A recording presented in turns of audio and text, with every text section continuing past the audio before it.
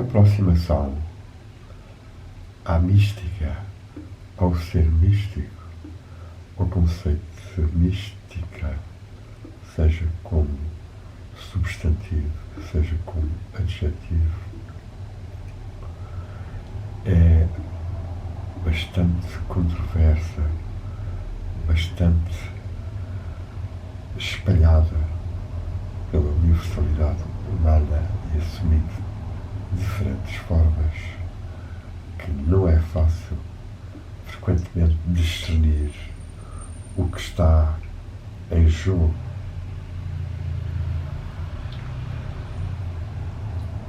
É, contudo, do vocabulário dos mistérios gregos, das celebrações iniciáticas que estavam adjacentes à religião grega, que nasceu a palavra misté, os místicos, aqueles que silenciavam para obterem o que também frequentemente não poderia ser transmitido a outros que não tivessem a mesma realização ou a mesma capacidade. A teologia mística é um dos títulos de uma das primeiras obras do cristianismo, atribuída a Dionísio Areopagita, o pseudo-Dionísio Areopagita, provavelmente ou certamente um discípulo do platónico Proclus, um comentador neoplatónico já da linha de Pitágoras, Platão e Plotino, que é apresentada como direito a entrar na história da religião cristã. É claro que haveria que distinguir em que aspecto o místico se diferencia do simples fiel ou crente ou devoto. E tal, por vezes, não é fácil. Não é fácil, pois há pessoas com uma devoção muito forte e capazes de se sacrificar, de orar, de se ascetizar com grande força, sem contudo atingirem uma experiência que se possa considerar mais mística, mais subtil, mais unitiva com as dimensões espirituais da vida dos seres de Deus. No fundo, o místico é um ser que aspira mais do que os outros, sente mais do que os outros, que não são místicos ou que são pouco místicos, uma necessidade de trabalhar, de aprofundar a sua religação, seja ao Espírito, seja ao Espírito Santo, seja à divindade, seja ao Absoluto, seja ao bem universal, ao amor universal. E vemos como há muitas diferenciações e que no cristianismo se vão canalizar e convergir, sobretudo, da adoração amorosa de Jesus e de Maria. Embora certamente o Pai, o Espírito Santo, ou mesmo os santos e as santas, sejam alvo das potências afetivas e espirituais de uma pessoa. Esta dimensionalidade de corpo, alma e espírito que está por detrás da luta ou tensão entre as forças corporais que baixam para a matéria e as forças psíquicas que procuram o seu ponto de origem espiritual divina. Psique apaixonada por Eros, ou as místicas apaixonadas por Jesus, ou mesmo místicos e frades também apaixonados por Jesus, que de certa forma se torna com Maria mãe deles. Esta dimensão afetiva é certamente importante. Em muitos casos biográficos é fundamental termos uma compreensão do que se passou familiarmente com cada um dos místicos, mas podemos dizer que, a partir de uma prática interior que não seja muito teorizada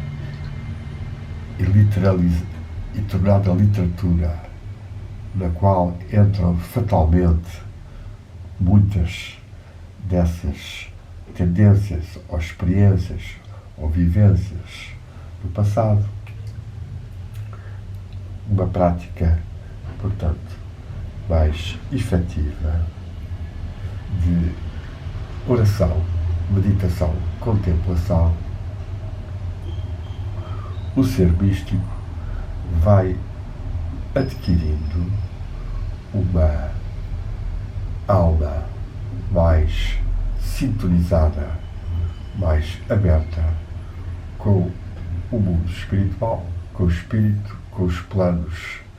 subtis do denominado corpo místico da Igreja, no caso do cristianismo, ou se quisermos da satsanga, ou da sangha das tradições orientais, ou ainda das auálias, as fraternidades sufis do Islão, para exemplificar a universalidade desta dimensão da existência de uma inter-relação constante entre as almas encarnadas e as almas desencarnadas. O místico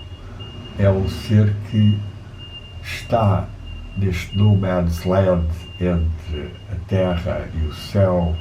e procura obter a sua comunhão com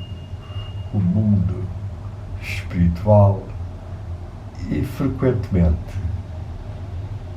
ou de vez em quando, recebe as suas ajudas, as suas orientações, as suas inspirações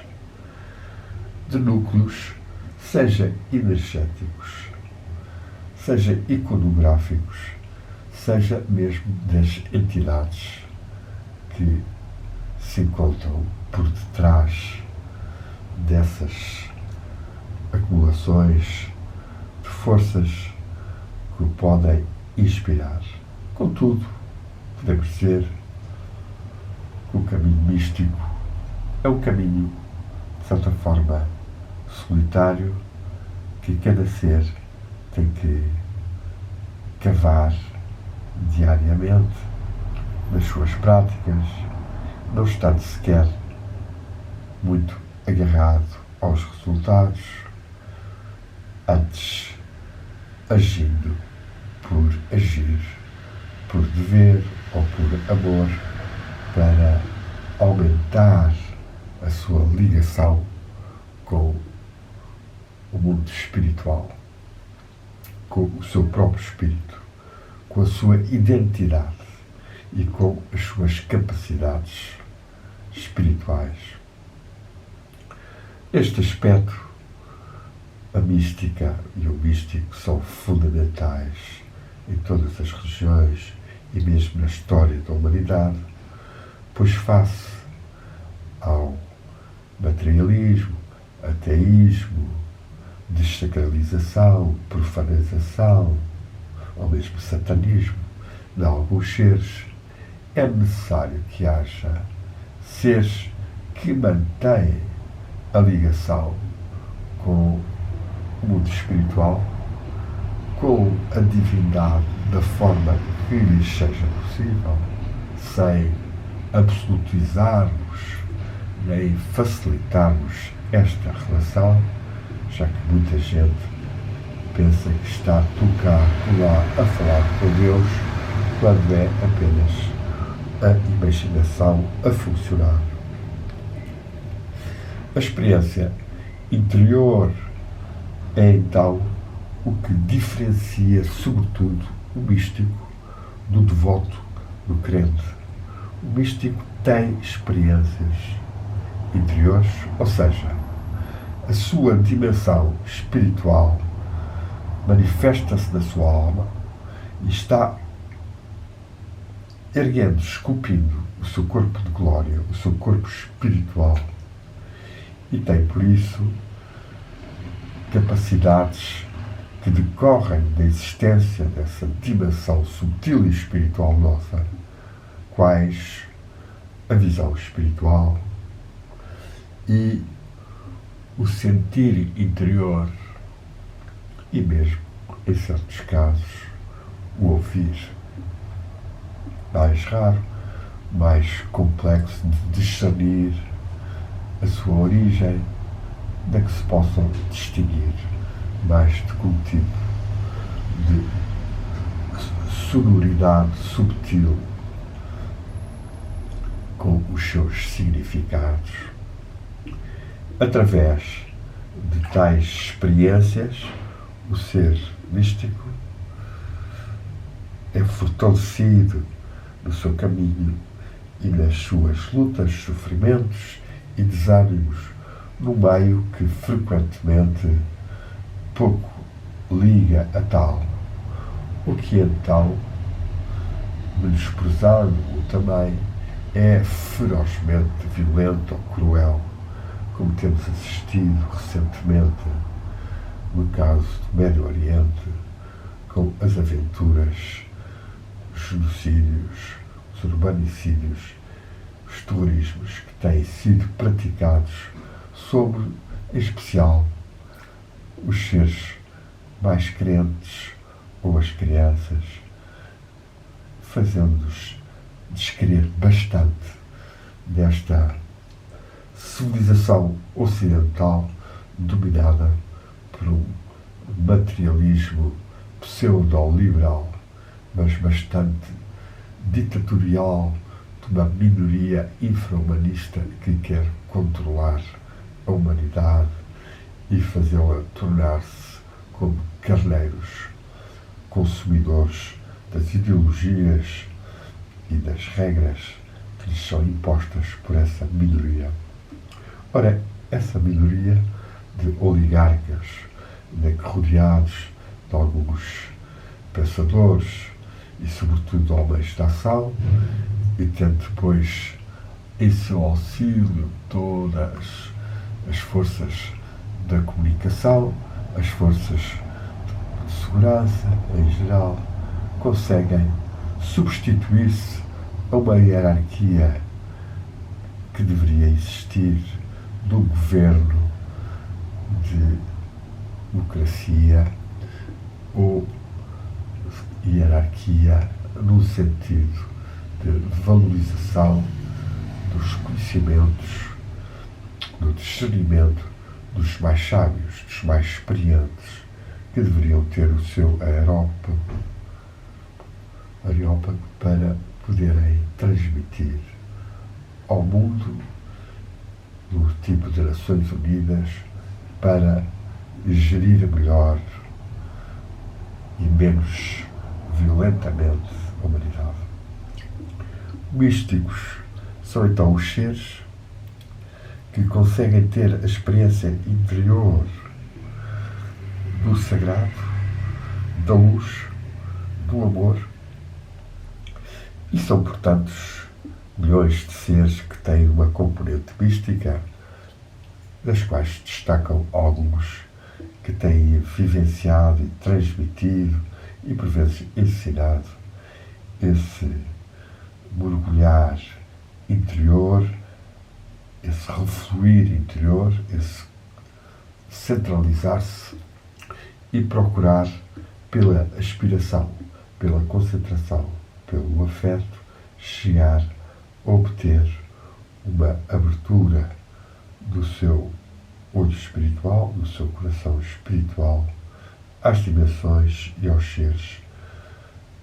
espirituais, ou mesmo à divindade, na forma que ela se manifestar. Forma que se manifestar que cada ser tem que descobrir em si próprio. Cada ser tem que descobrir a sua Ishtadevata, a sua face divina. E para isso utilizam os indianos o mantra ou nome de uma divindade ou deidade, tal como Krishna, Rama, Narayana, Shiva, Lakshmi, Shakti, ou entre nós Jesus, ou apenas Deus, ou apenas Allah. Essa prática deve resultar de uma entrada maior de Deus em nós, e isso é o segredo santural, os seres que no seu coração, que na sua interioridade, na sua alma, conseguem abrir-se e receber as bênçãos divinas e terem até visitações dos anjos ou do que seja do seu caminho espiritual. Toca o sino da igreja. Vamos deixar aqui esta conversação sobre a mística, lembrando que a tradição portuguesa tem muitas místicas e místicos valiosos, e eu tenho estudado alguns e muitas outras pessoas também, e há publicações, por vezes, com cariz sociohistórico e psicanalítico demasiado ocupacional, da riqueza espiritual e prática e perene que existe nos místicos e nas místicas e que deve ser valorizado, realçado e praticado por nós. Temos então graças deste 12/12/2024 em Lisboa, com uma pedra das montanhas ou montes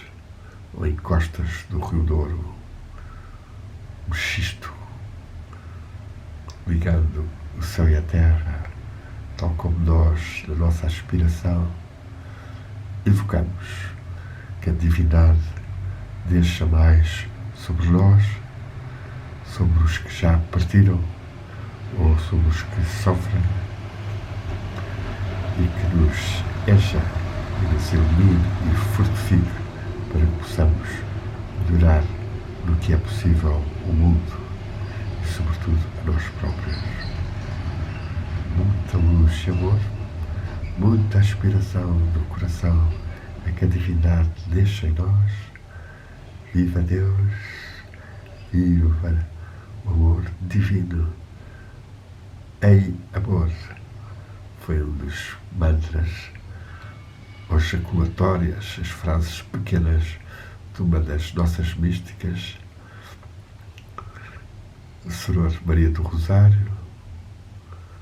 Soror Isabel de Jesus, Mariana Purificação, três das que praticaram bastante, tal como a Brígida de Santo António,